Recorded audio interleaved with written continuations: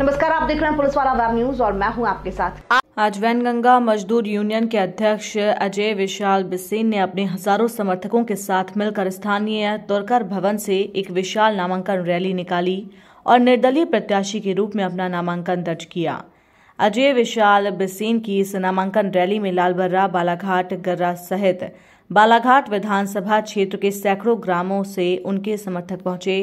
स्थानीय तुर्कर भवन में आज ही विशाल बिसेन ने अपने चुनावी कार्यालय और वार रूम का भी शुभारंभ फीता काटकर किया। तुर्कर भवन में आयोजित जनसभा में विशाल बिसेन एवं गर्रा सरपंच वैभव बिसेन ने भाजपा एवं कांग्रेस सहित दोनों दलों के प्रत्याशियों पर जमकर निशाना साधते हुए बदल दो बालाघाट का नारा बुलंद किया। इस दौरान विशाल बिसेन ने अपने परिवार के साथ अपने स्वर्गीय पिता रमाशंकर बिसेन के छायाचित्र पर माल्यार्पण कर उन्हें नमन करते हुए कार्यक्रम की शुरुआत की। विशाल बिसेन ने कहा कि भाजपा से गौरीशंकर बिसेन और कांग्रेस की प्रत्याशी अनुभा मुंजारी के सारे चुनाव लड़ने का ठेका ले लिया है। ये लोग किसी और को मौका देना ही नहीं चाहते। इन्हीं के कारण आज जिले में पिछड़ापन बना हुआ है।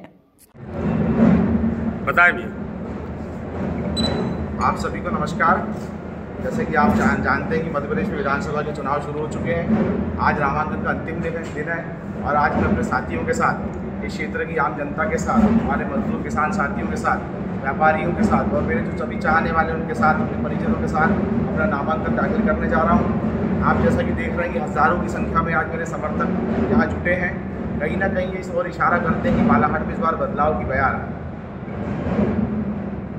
और कुछ पूछना चाहते हैं? भाई, अभी आप देख रहे हो भारतीय जनता पार्टी में जो है पिता और बेटी दोनों के ये डिसाइड नहीं हो पा रहा था कि कौन चुनाव लड़ेगा। इस विषय को लेकर क्या कहना चाहिए? देखिए, मैं भारतीय जनता पार्टी और कांग्रेस दोनों की प्रत्याशियों के बारे में यह कहना चाहूँगा, चाहे वो पिता पुत्री आए या जो कांग्रेस ने घोषित किया है, ये चुनाव लड़ने वाले ठेकेदार हैं।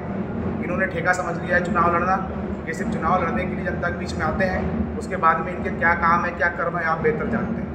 आपका जो व्यक्तिगत सवाल था भारतीय जनता पार्टी को लेकर, तो उनकी पार्टी का व्यक्तिगत मामला है, उनकी पार्टी के अंदर का मामला है, पिता पुत्री के बीच का मामला है। मुझे इस बारे में ज़्यादा कोई जानकारी नहीं बोल सकता। पर एक बात जो हम लंबे समय से देख रहे हैं कि चुनाव लड़ना हमारा जन्मसिद्ध अधिकार है, जो इन्हें बना के रख लिया है। इस अधिकार को इस बार बालाघाट जनता इनसे छीनना चाहती है। और जैसा मैं क्षेत्र में माहौल देख रहा हूँ और जो चुनाव लड़ने वाले ठेकेदार हैं, कांग्रेस से जो प्रत्याशी हो और भाजपा जो प्रत्याशी आ रहे हैं, वो इन ठेकेदारों की ठेकेदारी कहीं ना कहीं जनता खत्म करने की मूड में है। और इस बार बालाघाट में निश्चित बदलाव होगा। हमें भरपूर जन समर्थन मिल रहा है। इस बार बालाघाट की जनता राजनीतिक पार्टियों से ऊपर उठकर एक अच्छे व्यक्ति की ओर देख रही है और मुझे पूरा भरोसा है कि आप सभी के सहयोग से, जनता के सहयोग से हम इस लड़ाई को बिल्कुल जीतेंगे, निश्चित जीतेंगे और बालाघाट को बदलेंगे। अगर आप पर जनता विश्वास करती है तो आपका जो नारा है बदल दो बालाघाट, क्या रणनीति है कि बालाघाट पे एक सुदृढ़ बालाघाट और अच्छा बालाघाट? सबसे पहले तो मैंने कहा ना कि बालाघाट में चुनाव लड़ने वाले जो ठेकेदार हैं, इनको पहले सबसे पहले बालाघाट में बदलने के लिए इनको घर बैठाना जरूरी है। और जिस दिन जनता इनको घर बैठा देगी, उसी दिन से बालाघाट के बदलाव की शुरुआत हो जाएगी। किस तरीके से शुरुआत होगी, कैसे होगी, ये हमको जब जनता अवसर देगी, हम आपके साथ फिर बैठेंगे, समय समय पर चर्चा करेंगे, आपसे मार्गदर्शन मिलेंगे। हम जनता से पूछेंगे, आज हम क्षेत्र में जो जा रहे हैं जनता से पूछने जा रहे हैं कि वो अपने क्षेत्र के विधायक से क्या चाहती है, और जो हमें जनता से जो जानकारी या सुझाव मिल रहे हैं, हम उन पर निश्चित भविष्य में काम करेंगे।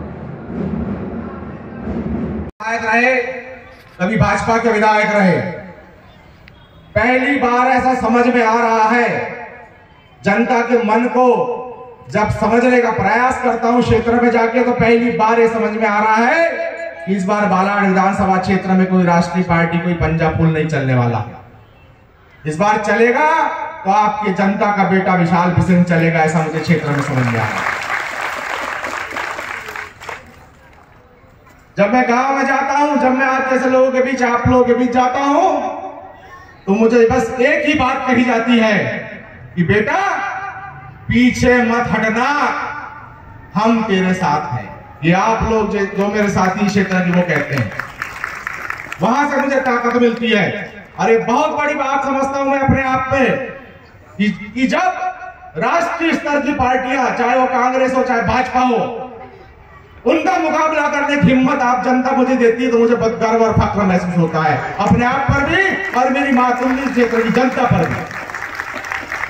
आज मैं यहां देख रहा हूं कि पुरुषों के साथ साथ मेरी माताओं बहनों की, हमारी महिलाओं की संख्या भी भरपूर तादाद में। ये अपने आप में मुझे विश्वास दिलाती है आपकी ये संख्या मुझे विश्वास दिलाती है कि आपका कितना प्रेम अपने इस बेटे के प्रति है।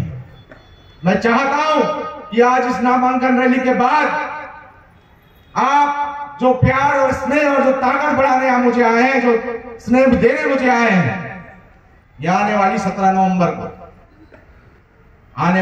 नवंबर को अपनी जनता के बेटे विशाल बिसेन का जो भी निशान मिलेगा उसके सामने की बटन दबाकर और ज्यादा प्यार मुझे देंगे, ऐसा मुझे पूरा भरोसा है। हम ये चुनाव सिर्फ विधायक बनने के लिए नहीं लड़ रहे, हमें चुनाव लड़ने वाला ने बदलाव करना।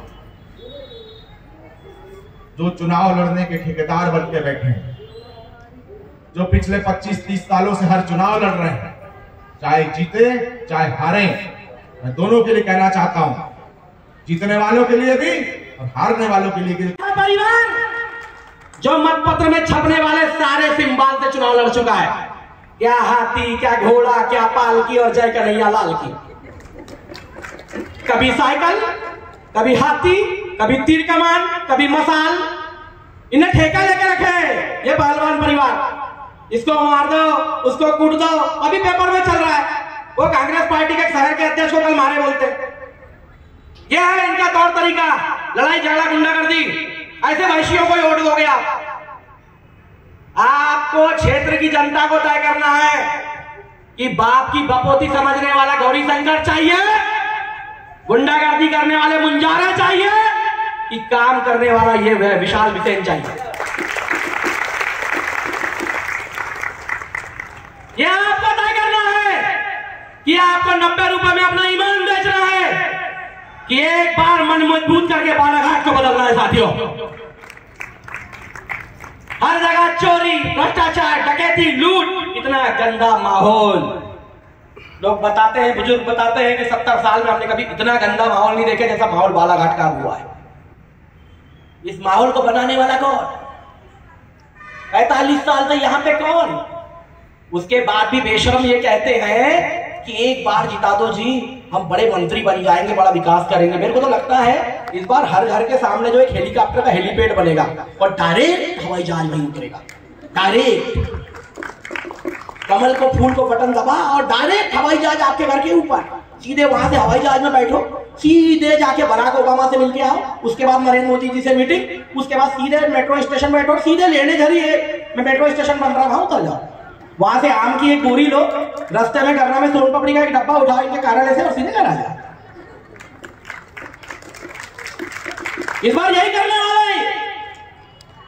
मैं अभी से रेट बता दे रहा हूं, 22 रुपए की सोन पापड़ी, 25 रुपए की साड़ी और 17 रुपए का दारू का क्वार्टर। टोटल मार लो, मेरे को गणित ज्यादा नहीं आता, आप लोगों को ज्यादा आता है।